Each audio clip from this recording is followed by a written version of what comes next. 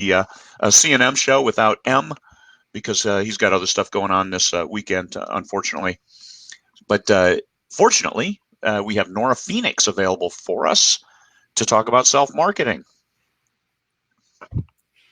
Well, it's not the subarctic here, but we did get over 2 feet of snow earlier this week. So it's pretty cold and pretty white in here in New York as well. So, but I'm happy to be here inside and warm. New York. Yeah, I thought you were from Mississippi, actually, but that's just me. No, I'm a mid-state New York. Well, I mean, that's something I came up with. If you say New York, people think New York City, but I'm actually closer to Albany. Yeah, we had a big snowstorm Sunday and Monday, and then a little more yesterday as a bonus because Yeah. 2 feet is enough. Yeah, looking at that. All righty then. We wanted to talk about self-marketing. Nora and I are working on a book, getting nowhere fast. I mean, I'm with my heart. It's hard to get anything written, but it's okay. It's okay. Still, self-marketing is one thing that a lot of people wrestle with, especially just coming off 20 Books Vegas. We got to see a lot of people pimping their ride and stuff like that. And we saw one of the things we saw was the Take Me table, which I used to give away a lot of the giveaway stuff, but people were putting business cards out there. And that Mary Mayweather was running that table, and she encouraged people not to, because that was it wasn't effective. No. Did you see that? What did you think about that? Yeah, I did. I think self-marketing is hard, and I think one of the reasons is because as authors, we tend to be, we're creative people.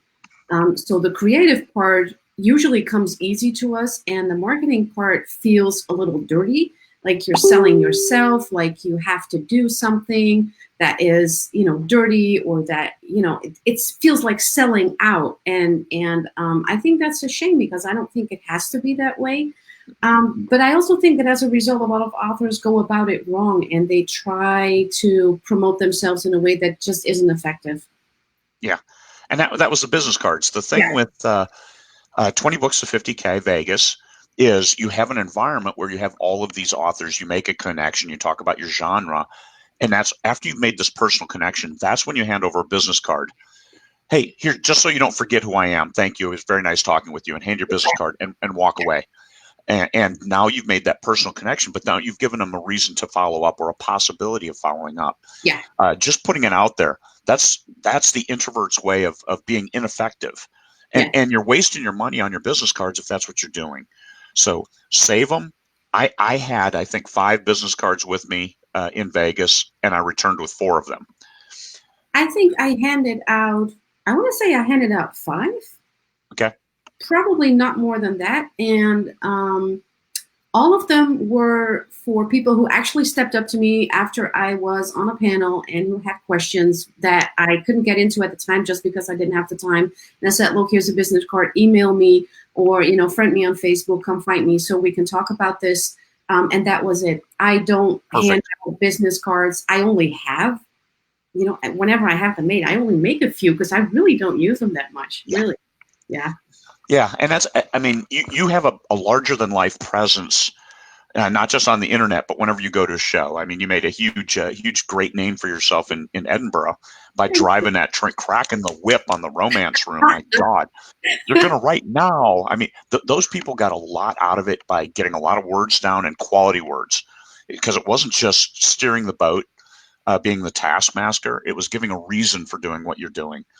Between you and Liz Kelly, it was an incredible effort in Edinburgh for people to move forward with their careers. I mean, this isn't, hey, we had a great time today, we kicked some butt. No, this is life-changing for folks, because now they have, hey, I have 50,000 words on a book that I can sell.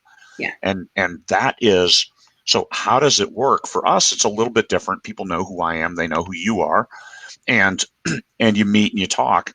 But then the business card, like here, get in touch with me. I mean, that's if you're at a higher level up the mountain, that's a pretty powerful tool to say, hey, get in touch with me. Here's my business card. This has my email on it. And oh, by the way, for very specific people, handwriting that your phone number on there too, to make that contact is, I will call you and we will talk about this because that is a great idea. Yeah. And that's when you make an impression without making an impression, because it's not forcing it on somebody. It's catching a conversation and talking about something. Hey, on that panel, we all have that mutual thing to talk about, which as a business consultant, one thing I had a hard time getting leaders convinced of was like this conversation. I'm on my screen, I'm looking at you. But if I want to talk about something, I can put it out. I'm like, oh, hey, here, let's talk about this. This is a great idea. Now it's not confrontational because we're not looking at each other. We're looking at a thing. Yeah. And so when you talk, it's like, hey, you can use your hands to develop a topic to then discuss. But when you're online, shifting gears, because this is where we are most of the time. You're at home alone. I'm at home alone. Here we are. How do I sell a book today? Yeah. Without jumping on and say, hey, Facebook friends, can you buy my book? Even though I have done that today. I think there's room for, hey, people, can you buy my book? I don't like it. I don't often do it, but it has its time and place for sure. But I think the personal connection is crucial, even on social media. I mean, look, you and I had kind of met on social media before we met in Edinburgh. I mean, I was in Vegas last year, but there were, so many people.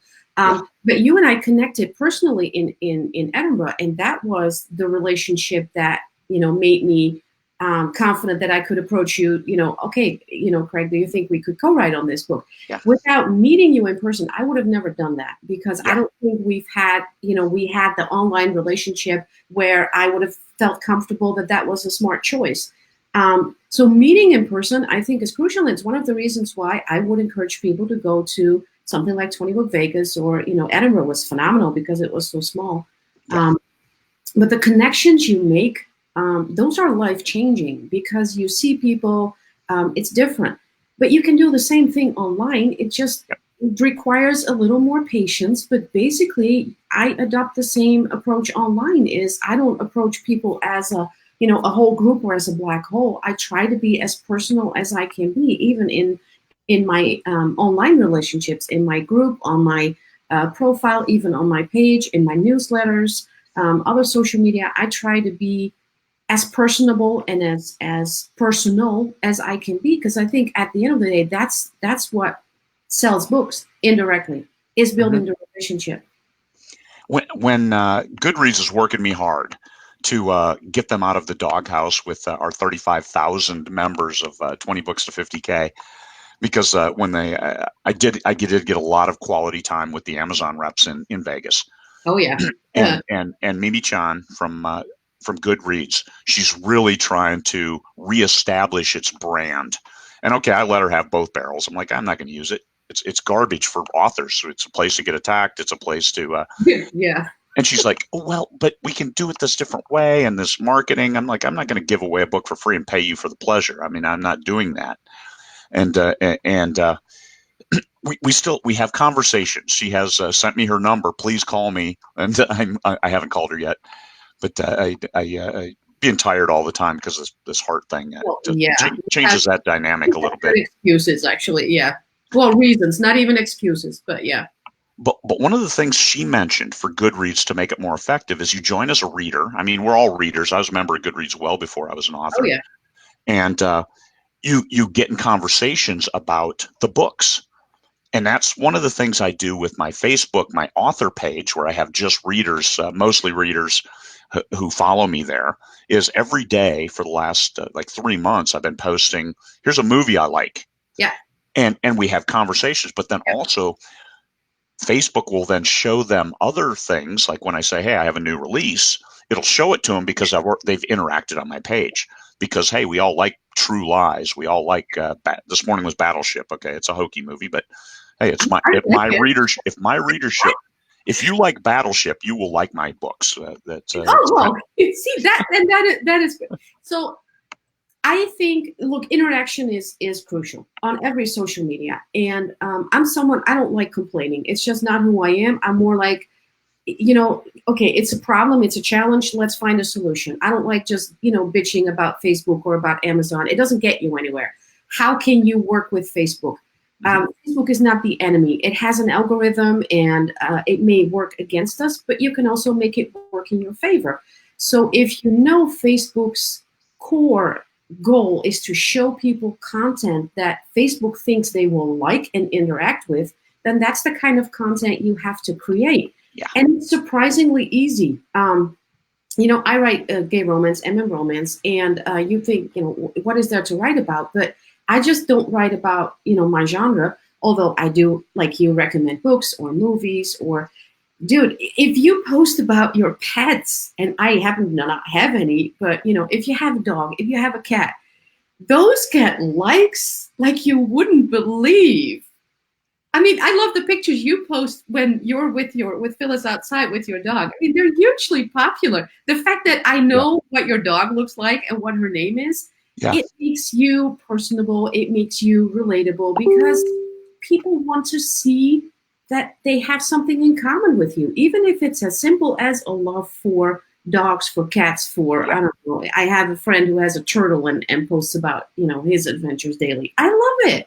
I don't have a turtle, but, it's stuff like that that makes people interact. And then, like you said, then when you want to talk about your books, Facebook will show your post because you've shown that your stuff gets interaction. That's how it works. You have to make the algorithm work for you.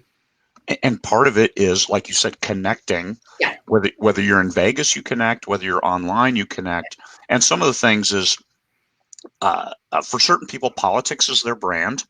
Okay, you're marketing to 50% of the U.S. demographic if you're into U.S. politics, no matter which side you're on, 50% or less.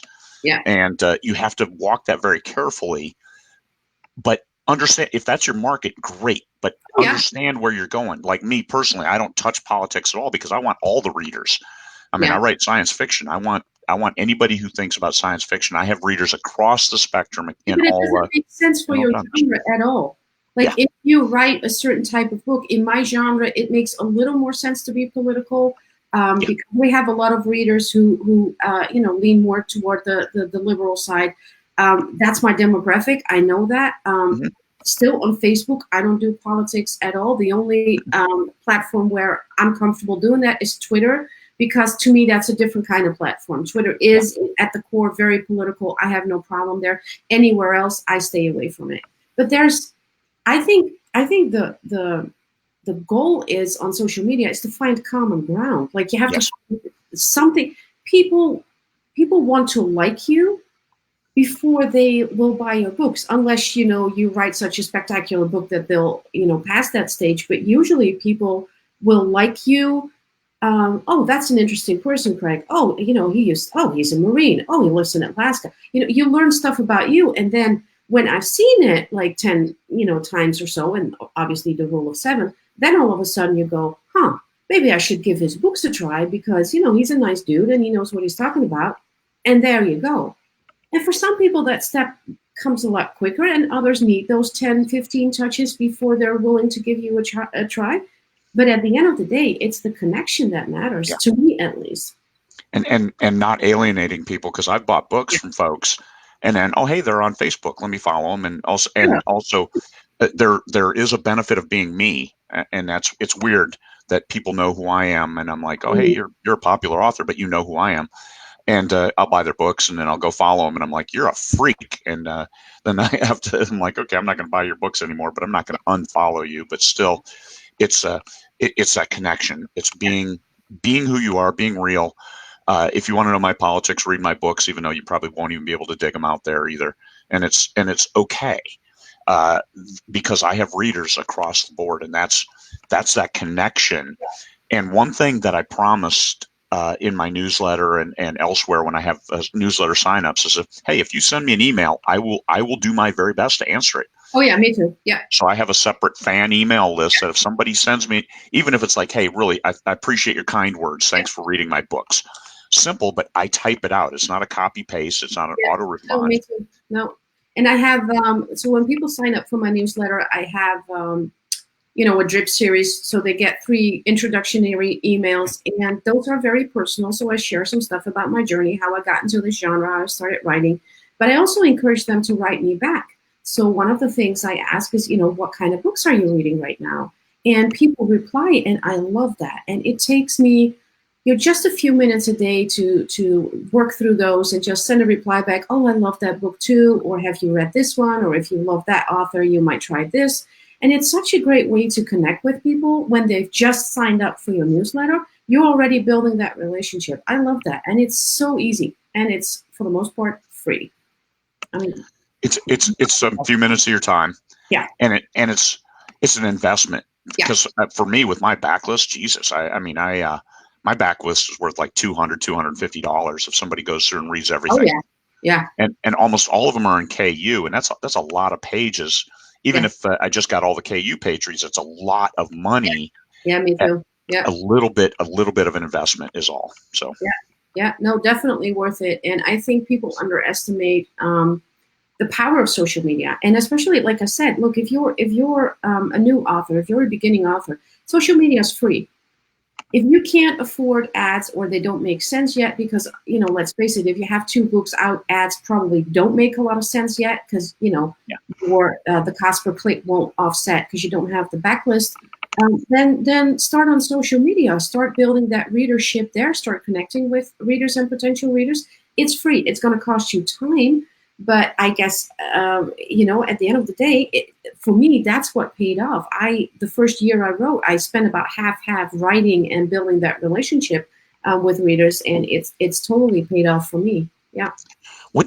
how many elements do you have in your reader funnel? Like mine, for my book funnel thing, I have 5 emails, like the introduction Mhm. sequence, the onboarding sequence. And I have so many short stories that I've submitted over the years. Mhm. I look through and I'm like, geez, I have 5 here. So let me give them a short story to each one. And oh, by the way, let me give them an audio as well, Yeah. because I have an audio now on BookFunnel. That's no cost. Come on, sign in on my audio list, which I have never sent an email to my audio list. I've got over 500 people signed up. Oh wow. So Yeah. so Oh, that's way cool. cool, way Yeah. cool. And that one I'm going to curate and treat differently only when I know I have an audio out, and here you go. Yeah. But I have 5 on that welcome aboard sequence before they get dumped into my main list, which is like 7,000 people now for science fiction space opera. Yeah. I have a newsletter. The onboarding sequence is 3 emails. So the first one, I introduce myself. Look, I write romance, so I try to make it what they call a meet cute. How the two love interests meet in romance. So it's titled, "Hey, this is our meet cute," and readers love it. My unsubscribe rate is very low, and the onboarding sequence. I mean, I get a lot of response from readers. Oh, that first email is so cute, and I get to know you. And then the second, I talk a little about my books, and then the third, I talk about what they can expect from my newsletter. Okay. So my Yep. newsletter goes out every Saturday morning.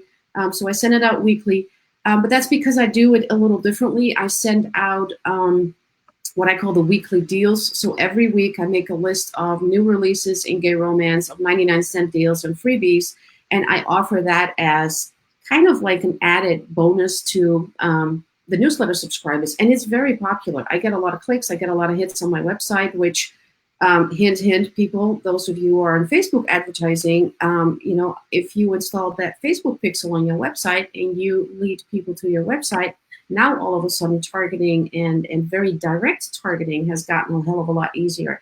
Yeah. That's how I've been able to run effective Facebook ads, even though my genre is super small. It can't be targeted through regular interest because none of our authors are big enough to add as an interest. Like if you write legal thrillers, you can do Grisham or Baldacci. But in gay romance, none of our authors are on Facebook's list of recognized authors. So Okay. Yep. that's how I target. So it's a triple benefit. I have them on my newsletter, I have them on my website, and then I can retarget them through Facebook ads.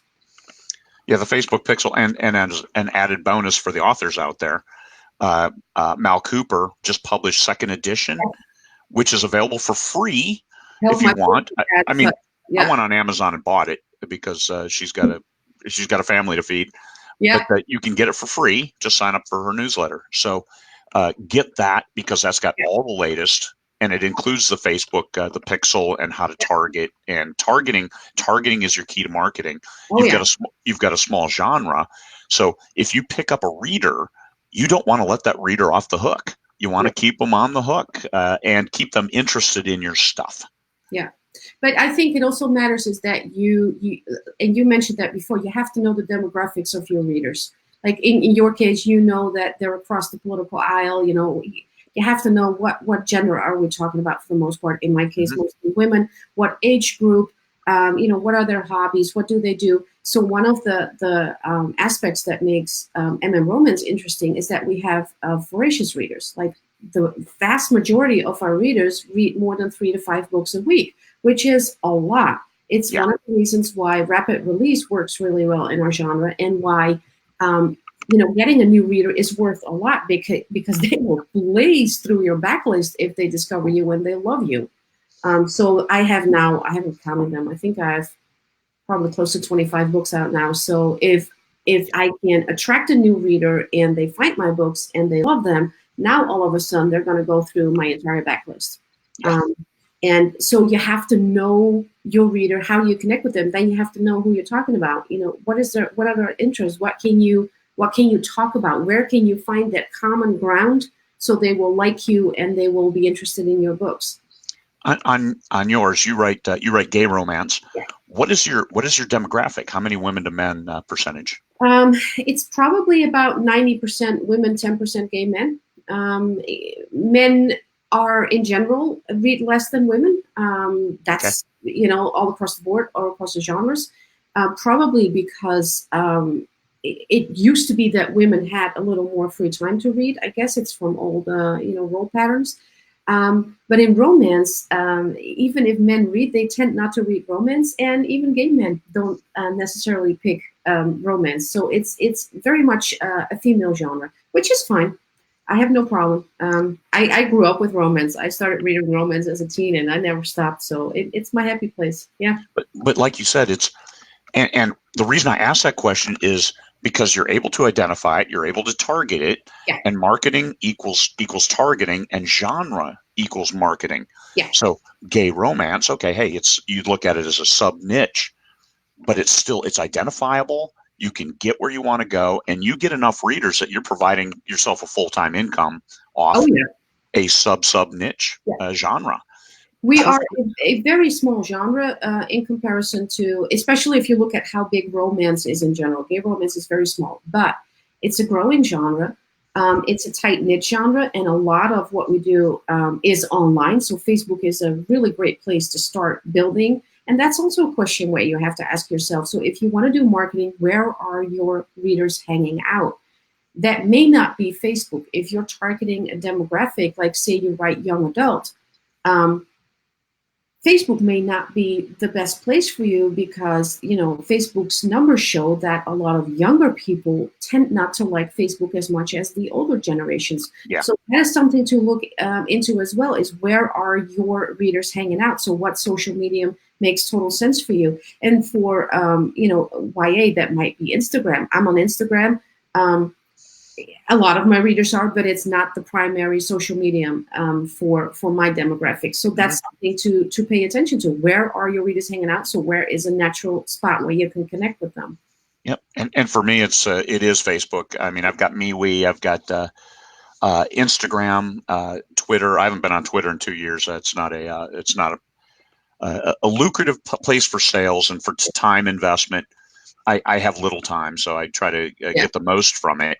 And Facebook, and I tell you what, that newsletter list, I have over a 60% open rate on my funnel, on my onboarding sequence. And now with my real emails, I'm down to a 6 or 7% open rate.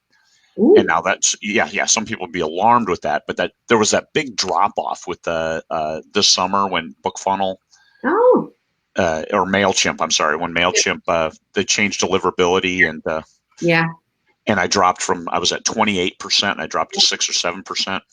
Wow, that's a big drop from just technical change on their part.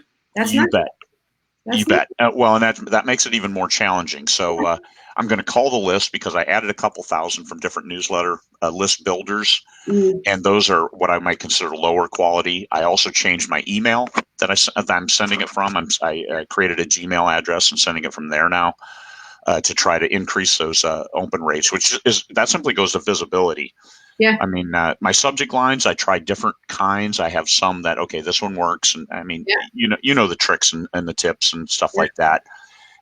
So I'm thinking it's a purely technical deliverability issue. So I try to hit them multiple ways. Yeah. And but that newsletter list, that's people signed up because they liked something they saw.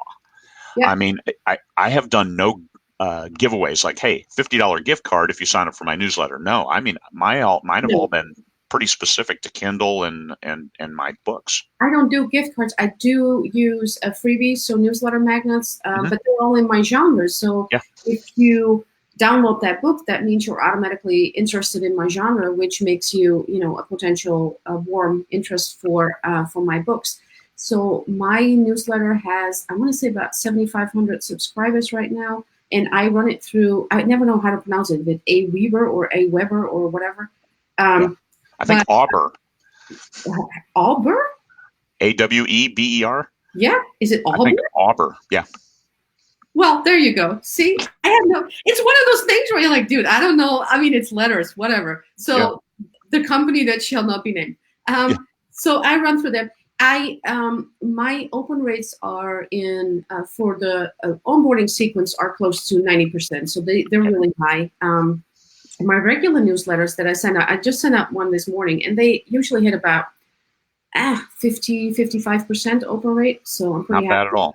Yeah, no, it used to be a little higher, but the first subscribers were more organic. So once you start doing freebies, that's, you get less engaged subscribers, which is fine. I mean, they're still there. And I don't always trust the open rates they show either, because we know some people look at it in a preview mode or, where it doesn't necessarily trigger, the open rates. So I'm not worried about it. I don't throw people off the list if they don't, open or whatever. I don't retarget either. So I know some authors resend a newsletter a couple of days later at the people who haven't opened. Because I already sent one out every week, I don't want to do that. I don't want to spam them. If they choose not to read it, that's fine. I am very hesitant to do that as well because of the folks who I don't get email back from that MailChimp says they didn't open it when they actually did. Because I know I think that's double. So I think I'm probably at a 10 or 12% open rate, which is still low, but it's double what the numbers are showing me. Yeah. And so I get good sales. I think one of the biggest bumps I get is from my Amazon followers. And now this is old school because it's before they changed the giveaway process. I would give away a Kindle, whatever the latest Kindle was, the most expensive one, and give it at whatever the highest rate was, and I'd get 30,000 some new subscribers every about 6 months. I would do one of those, and then I would do other giveaways very specifically to science fiction, but just pure numbers because Amazon stuff gets delivered. Oh yeah, and whenever their email goes out, I get a nice bump and a nice tail. Yeah, well, I mean they. For me, that's hard because, first of all, I can't see the numbers. You can't see how many followers you have on Amazon. So it's kind of a guess. And with our genre being small, you kind of go like, well, and then Amazon sends out those emails pretty late. So they usually arrive like 2 months after release. And I've liked my own Amazon page so I can actually see when they're being sent out.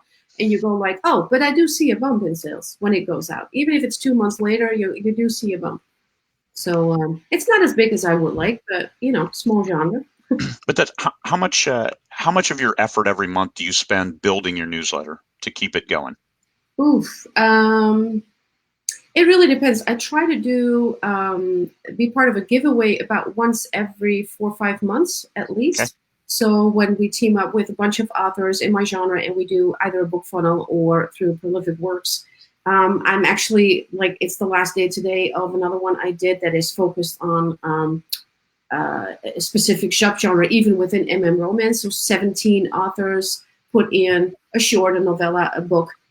Those are super effective. So out of that giveaway, I did the count yesterday. I want to say 600 subscribers just in 1 week. Not bad. So to do those, every few months, they're an effort because you have to offer something specifically for that. But I try to write something that I can either put on Amazon afterward, or that I can add to a box set. So if I write bonus scenes or something that I can add to a box set, or that I can use as a newsletter magnet afterward. So it needs to be something that is broad enough to be, used again. Otherwise, it would be too much effort for just one giveaway. So this time I wrote a little holiday novella with two couples that were in previous books. And people eat that stuff up, man. It's like that time of year. It's the time of year. It's a gay Hallmark movie. You have the fire and the snow and the whatever and the eggnog and I mean, they eat it up, and it's like, I think it was 30,000 words, and they loved it. And once it's done, it's going to go up on Amazon and make me a few more bucks. So I'm happy. That's the kind of stuff that is huge in building my newsletter. Yeah. And that's the self-marketing that you don't feel dirty. It's like, hey, I wrote a 30,000 word book, and here you can have it for free and see if you like my style.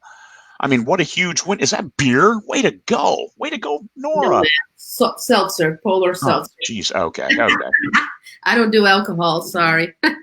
Okay, I thought you were like, anyway. It's 8:30 in the morning and you're down in a beer. Yeah, no. Right, it's a writing day. That cool.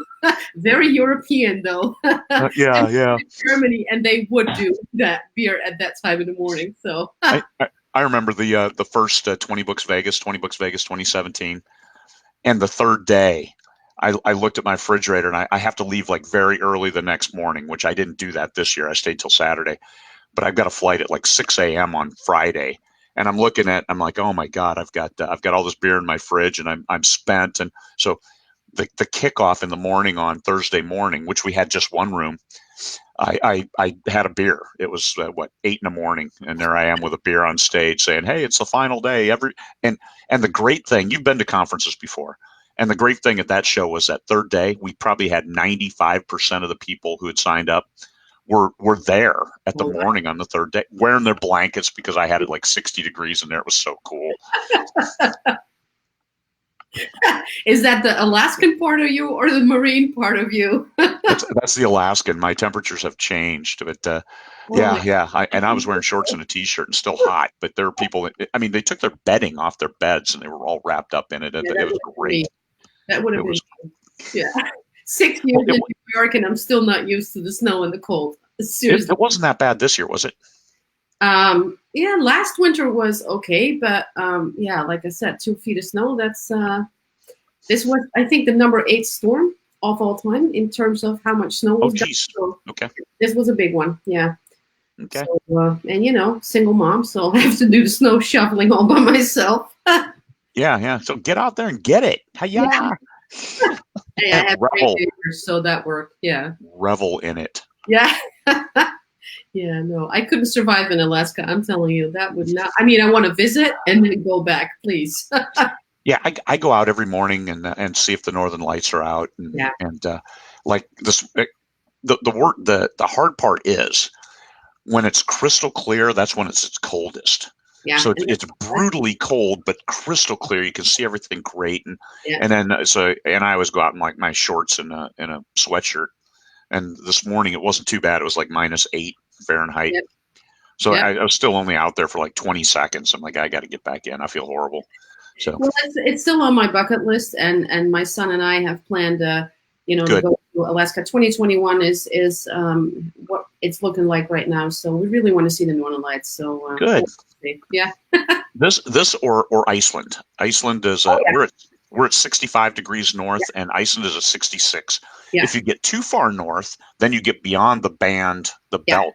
Yeah. I've been to Iceland, just not in the time where the Northern Lights are visible. Iceland is beautiful, absolutely stunning. But I was in the summer, so yeah. Yeah, we went to Iceland in the summer as well. Yeah. It was light 24 hours. Okay, so we come from Fairbanks, where it's light 24 hours, to go to another place where it's light 24 hours. Yeah. That doesn't make sense, does it? No. Like this winter, we're going to Australia, where it's summer. Yeah. Last winter, when we came home, was 130 degrees temperature difference from when we got on the plane till we got off the plane. That is insane. Oh, and you're heading to Australia again, right? Mm-hmm. Yeah, that's going to be a difference. Yeah. Yeah, my grandkids are Australian, so if I want to see them, I got to go to Australia. Yeah, So yeah. it's okay. It's okay. There's good people down there. We're going to run a one-day show in Oh, Adelaide on the yeah. 30th, Yeah. Awesome. and Felicia Beasley's coming down. Michael Anderle will be there this year again, and it'll be the last year that they're going. They went last year to Sydney for Mm, the fireworks, and yeah. they didn't see everything they wanted to, so that's why they agreed to come back this year. So we said, let's do a full one-day show. Good And excuse, huh? yep, yep. So that's it. But then they'll be going someplace else next year. Yeah. But yeah, we'll do a one-day show and connect. We have some 74 people signed up for 65 seats. Good. So we may be doing laps, and that's okay. We're all friends here. Cozy. It's yeah, cozy. That's a one way to put it. Everybody's eating and sitting on their chairs. Yeah. But We have a beautiful Dutch word for that. It's called gezellig. It doesn't have a translation in English, but it means like when it's cozy and the atmosphere is good and you're hanging out with people you like, and it's this whole warm atmosphere. You call it gezellig. So that's what you guys are going to have in Australia. It'll be gezellig. indeed, it's and this is once again getting back to the personal connection, Oh yeah. going and shaking their hands and looking them in the face and seeing the hope. And that's the great thing I get from the conferences is the hope that people have, and that they're able to then define a way forward. Yeah. So having a plan is Oh yeah. important, because most people writing is they start doing it on the side while they have a day job, and it's hard for them to come up with a plan of what does this really mean.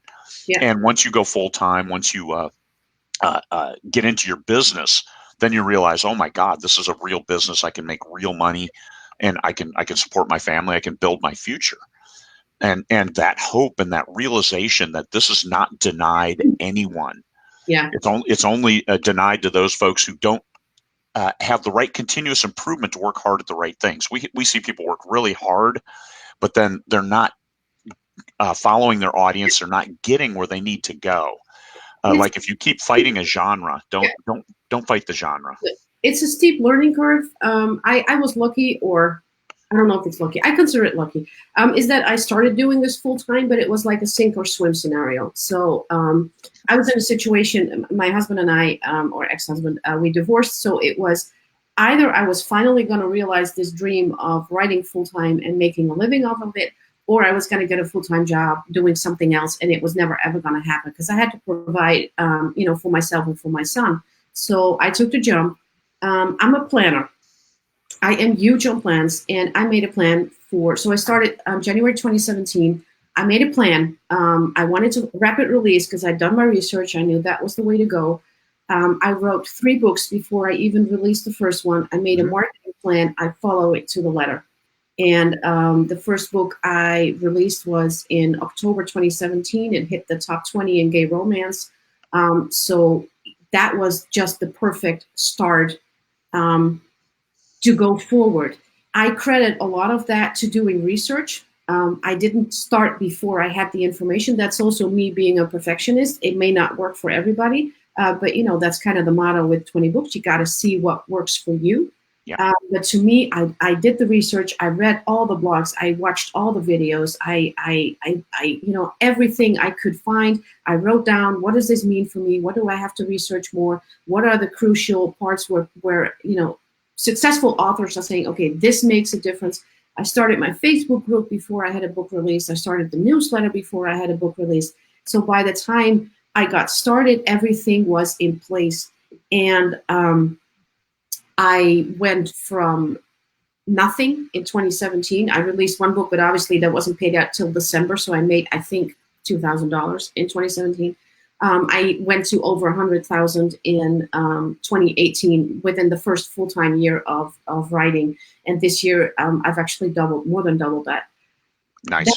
That's not to brag. That's just to show that you can do it, but it's gonna take planning, it's gonna take research, and it's gonna take a deliberate approach. It doesn't happen by itself unless you're really lucky, which can happen.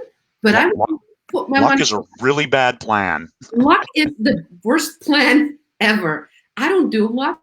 Like I said, I'm a control freak. I like to make, contingency plans. So even now, I every year I make a release plan, which is very loose because I tend to change it depending on whatever is hot. One of the most successful books I released this year was a spur of the moment thing. When I realized a certain trope was really hot, I jumped on it. I released the book, and it's made me $30,000. So Nice. that's just being flexible even when you plan. Other than that, I have a marketing plan and I stick to it. And I'm very disciplined in executing it because I know that without the marketing, the writing is useless. If you can't sell your books, it's not going to make a difference. Yes, you have to write the next book because nothing sells a book like the next book, but you also have to do the marketing. So those two always need to be side by side. How much are you spending on your marketing each month? In time or money? Money. Not much Good. because I probably run, I want to say about $250 worth of Amazon ads. Facebook ads really depends on what kind of book I'm releasing because I also release books that are just not allowed to advertise on Facebook for various reasons. Yeah. If I run ads, they'll probably run at about $500 for 4 to 6 weeks. That's about it. $500 in total. That's Okay. the benefit of having a small genre. I don't need to spend a lot. And then, of course, I have my newsletter, which costs, I don't know, what, 50, $60 a month, and that's it. So Nice. my primary marketing is not ads. They help. They support. I've done BookBub ads. The results have been different. They work well for box sets that you discount. They work well for 99-cent books. I have found they do not work well for me for full price books. I've tried paid pre-order alerts with BookBub, sold 2 extra pre-orders off of that, so that didn't work for me. Doesn't mean it doesn't work for somebody else. You have to try it. In gay romance, we do not have a lot of paid newsletters available to us. Most general romance newsletters don't distinguish between gay romance and straight romance readers and gay romance readers are 2 separate groups. They don't overlap. So most of my marketing is social media, Personal engagement. personal engagement, and I play the Amazon algorithm. That's it. I focus very much on getting the right keywords, getting in the right categories, and making sure those also bots are perfect within the first week of releasing a book. That's when Amazon does the work for you, and that's a wave I've been trying to ride for the last year successfully. And it's saving you money. How much time then do you invest each month making sure of that in your marketing plan? Usually my time is split about half between writing and marketing. So I spend a lot of time on marketing, but it's proven to be successful. Yeah. It's paying the bills, sounds like. Oh yeah, more than, yeah. Good. Yeah. Good. Yeah. Well done. Well done. New writers starting out, somebody's in your position. And I also had 3 books written before I published my first one. So I'm with you. I think that's the best way. You always Oh, yeah. try to stay ahead. So somebody starting out, they're in your position. It's January 2017 again. What advice would you give them for self-marketing? What would you tell them not to do? I would start with saying do your research. And research means look at the top 50 authors in your genre and see what they are doing. There's nothing wrong with copying what others are doing. Give it your own twist. For example, and it's a question that's been asked 1,000 times in 20 books, do I go wide or do I go KU? And I always say the exact same things. What is your genre doing? Because I'm in KU because my whole genre is in KU. You're in KU, Craig, because that's where the money is. There are genres where it makes no sense whatsoever. So you have to do your research. Look at your genre. What is everybody else doing? That's where you need to be. So that to me, that research is a big one. Where are your readers hanging out? Find them, and that's where you want to be. If your readers are on Facebook, start your Facebook presence. It's free. It just costs time. What should you not do? I wouldn't start with ads. I think a lot of people are too focused on ads in the first, say, 5 books they release, and it can work. But for the most part, I don't think that's where you're going to find the most benefit of your efforts and your money. I wouldn't focus on ads until you have a few books out, honestly. But the ads, it gives you a chance to practice, but don't spend a whole lot of money. No. And that's I mean, I've got 3 different Facebook ads on the UF Academy pack right now. Spending $60 a day, so I need to turn off 1 or 2 of those to Yeah. not outspend myself. Yeah. But just trying to find what's going to work. Yeah. And so dabbling a little bit with ads, but researching keywords so you can get your books, because genre equals marketing. So the one big thing you've got to do is, a lot of people say, well, I kind of write like a twist of David Weber plus Ilona, and stop the madness. No. Where are you going to find the most readers who like your stuff? And you've already determined, if I go to sweet romance, I'm not going to win. Yeah. I need to go over here. Let me find those readers. Now, you write specifically within that genre. Yeah. For me personally, I write military sci-fi, but I need to categorize it all as space opera, because that's the bigger group of readers. That's the readers who like Star Trek, who like Battlestar Galactica, who like, okay, so it makes my targeting a lot easier. Yeah. As opposed to saying, well, I threw in a magical element, so let me try to stop the madness. Just the biggest group and target them. I've had that conversation with a few people in Vegas, where they approached me and said, well, how do I market this book? And it's a mix of, dude, you can't do that. I mean, if you want to write a book just because you want to write a book, knock yourself out, be happy with it, perfect. If you want to write a book that sells, it doesn't matter what, but you have to pick a genre and stick to whatever the unwritten rules are of that genre.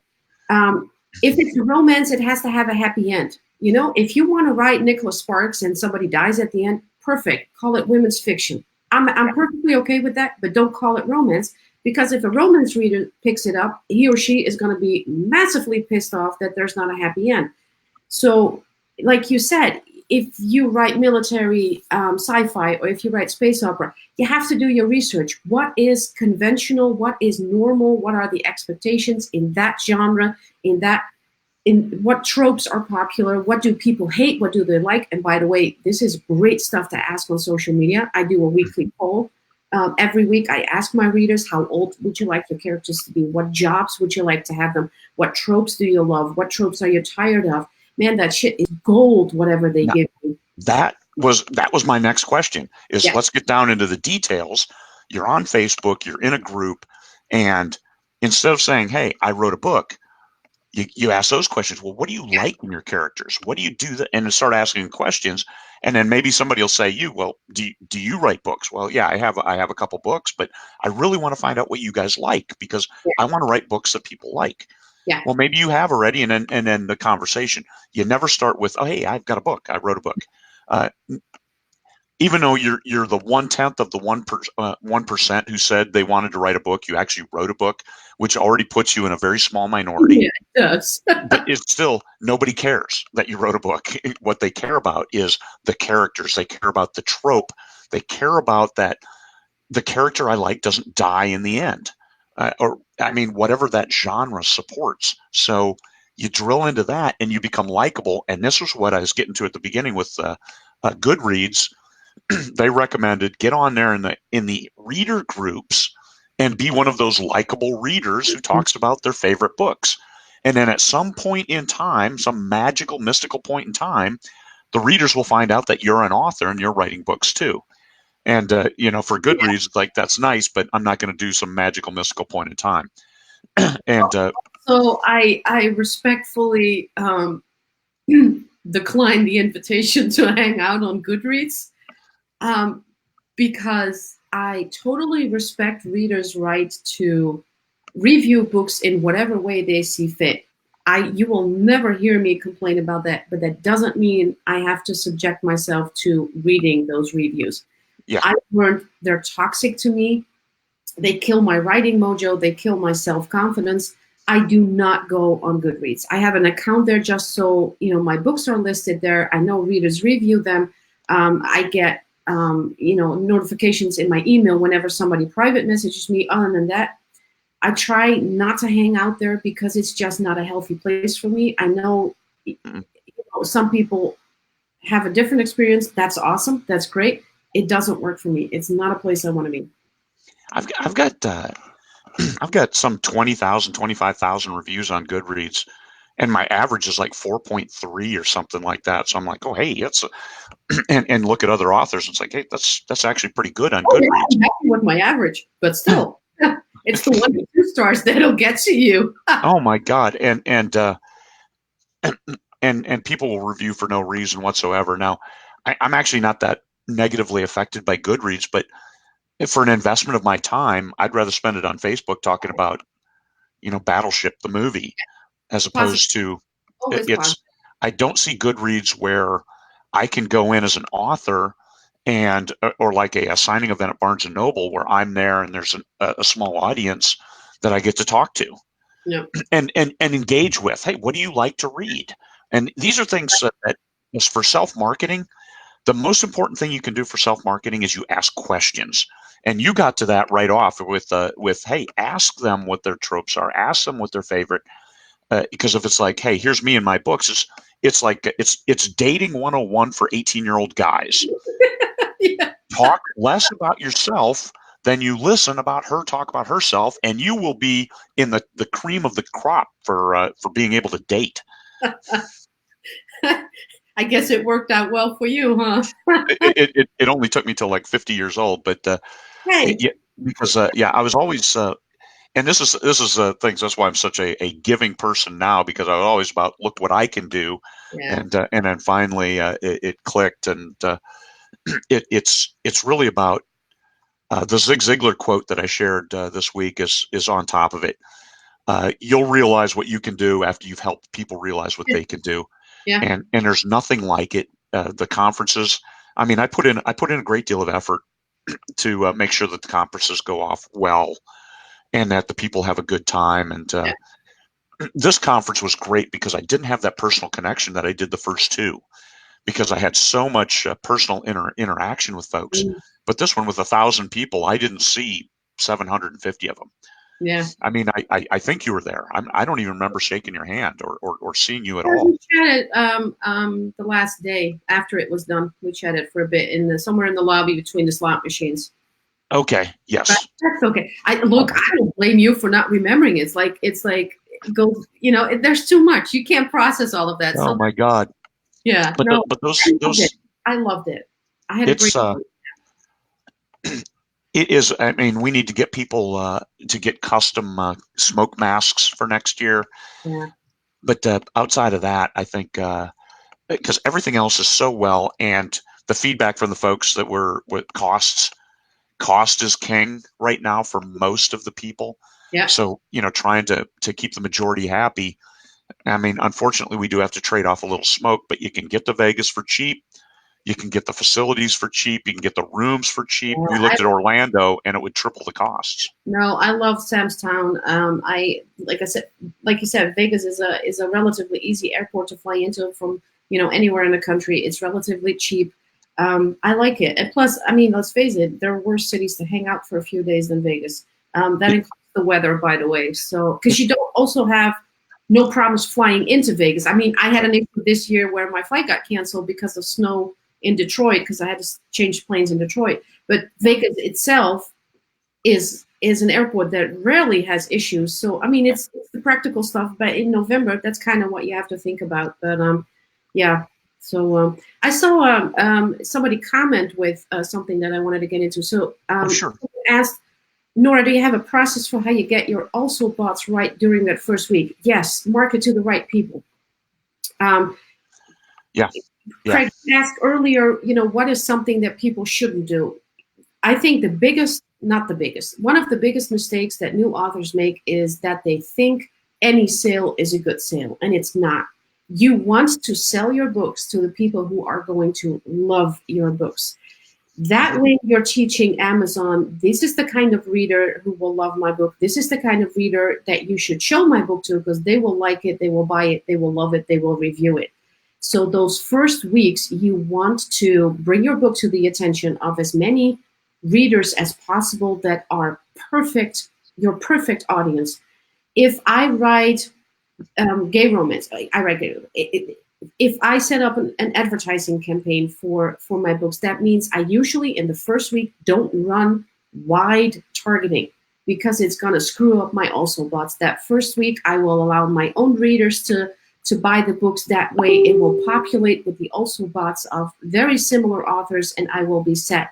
I don't run the Facebook ads until a week after when those also bots have been populated, and then I can experiment a little with, throwing a wider net and maybe target some, in my case, some readers from romance authors who write both straight romance, MF romance, and MM romance. There's a few. But get those right readers in the beginning. That's really crucial, because if you screw that up, that's going to be a really shitty job to correct that. You might even get to the point where you end up pulling your book from Amazon and re-releasing it just to get the also bots right. And sharing with like authors. This is one of the things that I don't share later books in series, like my 5th book or 6th book. I don't say, hey, can I get some swaps on this 6th book in a series? Because a lot of their readers, it'll be the first time. But that's when promotions is different than it's a subset of marketing. You have promotions, you have sales, you have advertising. So and I talk about those in my pricing strategies book. But the doing those swaps on that first in series, you drop it to 99 cents. That's how you build it. And also bots will repopulate over time. Yeah, they because will. my free trader series, here's a release gone wildly awry. I have a cat and his human minions as my tagline, but it's space adventure, right? It's like a post-apocalyptic space on a different planet, but it's cat. My first also bots were cat toys, and a book on knitting cat clothes from their own hair. So I looked at that and I'm like, oh my God. I got nothing. So yeah, these are people who will never buy my book. But then the box set, and this is what I did. That turned into a 9-book series, very successful. And I made a box set of all 9. And the KENP was 2,964. So I left no money on the table. I didn't give any money away. Yeah. And that set has made me like 25 grand this year alone. Yeah. Just that one set. And all the also bots are in my genre, space opera authors, and it's all different ones. Because a lot of times you'll see the also bots are your own stuff. Yeah. Okay, that's okay, but it's also a subset.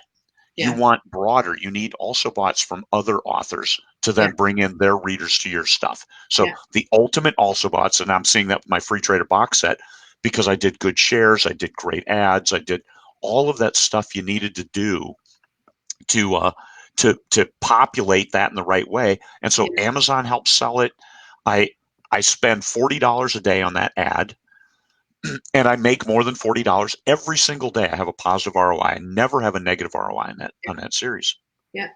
Well, it's another advantage of those weekly deals that I mentioned that I do in my newsletter, because every Saturday I send out, I make a post on my website and I send out a newsletter with a link to it. So every Saturday I recommend a whole bunch of books in my genre, either new releases or freebies or 99 cents, but they're all in my genre. Now, of course, when I have a new release, it's going to go in the same newsletter, which means that now I'm recommending very similar books to my own book. So people who are buying my book are also buying those other books I recommended, and now I have the perfect also bots because it's the same genre. Yeah, and it's really not important what shows up in your also bots. The most important thing is, are you showing up in other people's also bots? Yeah. That is the key. So you look at your own, that's fine, but click on some of those to take a look and see that you're in theirs on that first page. It's like, where do you hide a dead body? On the second page of Google results. Well, exactly. And it's people don't realize it. They often go like, oh, I don't want to release on the same date as a big name author. But look, let's say you write space opera, right? And you're not a top 10 in space opera yet, but you're maybe a top 20 author. What I would do in that case, if Craig releases a new book, I would release on the same damn day and promote the hell out of his book and your book at the same time. Because the chances of people buying Craig's books and your book are now much higher, and you may end up in his also bots. That's gold, because he's going to sell the book. He's going to hit high. So you piggyback that way. You piggyback on a more popular author, and you get in there also bots. Man, that's worth gold. That's what I call working Amazon's algorithm. Yeah. It's you have to think about it, but once you realize what Amazon is doing and how it works, you can use it to your advantage. Indeed, indeed. And that's marketing without feeling like a dirty whore. Because you go, I mean, you piggyback off somebody else's great release. Hey, it's because if I go to that new release from another author, from a big author, and their blurb sucks, Yeah, you look down and there's an also bot and you're there. Hey, yeah, you click on the next one because I'm ready to buy a book, but I'm not going to read this book. And you yeah, click on that next one and you have that killer blurb.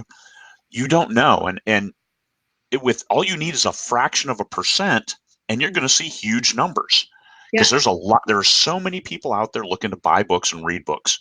yeah, And it's a huge market overall. I mean, there's 1 billion readers of English around the world. yeah, So give them the opportunity to buy your book, and that's through visibility, the self-marketing. The buy my book is the worst way to do it. yeah. Be likable, be approachable, be friendly, talk about them, ask more questions than you answer, and you're going to win. Be yourself. I mean, like I said, I Unless approach. you're a dick, don't be a dick. Don't be a dick. That's a 20 bucks rule. Well, that's a general rule in life that I think will get you very far. Is There you don't. go. Um, I may approach it a little more, in terms of a plan than somebody else. That's you got to find something that fits you. But one of the things I plan as well is what is my brand. So what are the topics that I talk about on social media? And they're funny because they don't always have to do with gay romance. So one of the things I talk about is my love for all things pink. I'm a girl. I love pink. In case you can't see it, that's a whole lot of pink behind me. And that's like, I'm a Yankees fan, so pink. This is my case. It's pink. It's sparkling. That's it. I have a love for unicorns. You can see right above me. There's a unicorn. So it's silly stuff like that, but readers love it. Now, whenever they come across something pink or something with unicorns, they will post it in my reader group. They go like, "Oh, Nora, I saw this little thing, and it's perfect for you." And so now they know pink and unicorn. Now, of course, I also have, I'm an LGBTQ ally. I post a lot about that community, about the genre. But it's more than just that. They get to know you as a person. Now, like I said, pets are perfect. My ex-husband and we're still pretty close. He has a gorgeous Saint Bernard. They bought it as a tiny little puppy, and it's big now. And I post pictures of him all the time in my group. It's kind of like I get to borrow the popularity of his dog. Yeah, stuff like that works because you're a real person. Readers connect with you. They see something of yourself, and now they have a way to to find, oh, Nora likes pink. I'm going to say, I've gotten pink Christmas cards from readers because they know how much I love pink. I'm saying that's branding, and it has nothing to do with buy my book. Yeah, that's right. That's right. Yeah, that's a great approach, and this is something that Facebook and social media has made possible that was never possible before for authors. Yeah. Authors were always out here on a pedestal. If you knew their name, you had to go to an event that was advertised in print media, like a magazine, that Anne McCaffrey is going to be at this event speaking. Yeah.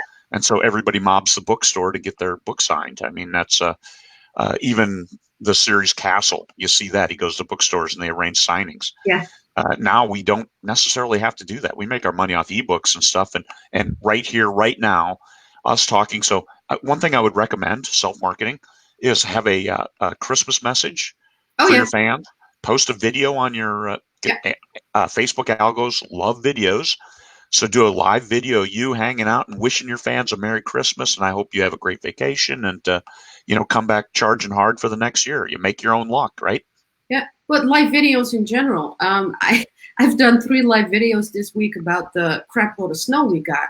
I step outside, I do a Facebook Live, I show the snow, I show how much work it is. I mean, first of all, you get everybody and their mother who hates snow as much as I do. They go like, "Oh, I hate that crap." Then you get the people from Australia who've never seen snow in their life, and they go like, "Oh, it's so pretty." No, dude, it's really not. It's For the pretty. first 5 minutes, yes. Yeah, right. I mean, I think snow is really pretty if it falls in Alaska, not in New York. That's what I'm saying. But it's stuff like that. Again, live videos are, like you said, wildly popular. I send out Christmas cards. So I posted a sign up form in my group, and people could give me their address, and I sent them a Christmas card. I had them printed when Vistaprint had a 60% sale, so they don't cost a thing except for, a couple of cents per card and a stamp. That's it. Best Nice. we ever spent. It's a personal touch. Readers love it, and Yeah. they will send you Christmas cards in return, and it's amazing. That's really amazing. And you have a PO box, of course, that you operate all of that from, of course. Yeah. So, because we're available, but you don't want to be too available. No. There's no. All right, we'll end that. It's been a little over an hour. Thank you very much for coming on, Nora. I'm glad you were able to share time with us today. Thanks for having me. Oh, sure, sure. You have a good one. Let me click off. Thanks, everybody. Thanks for stopping by. It looked like what did we hit? 4350 for a high number. That's cool. Thanks for sharing, and rewatch at any time. It'll be on the videos. Peace.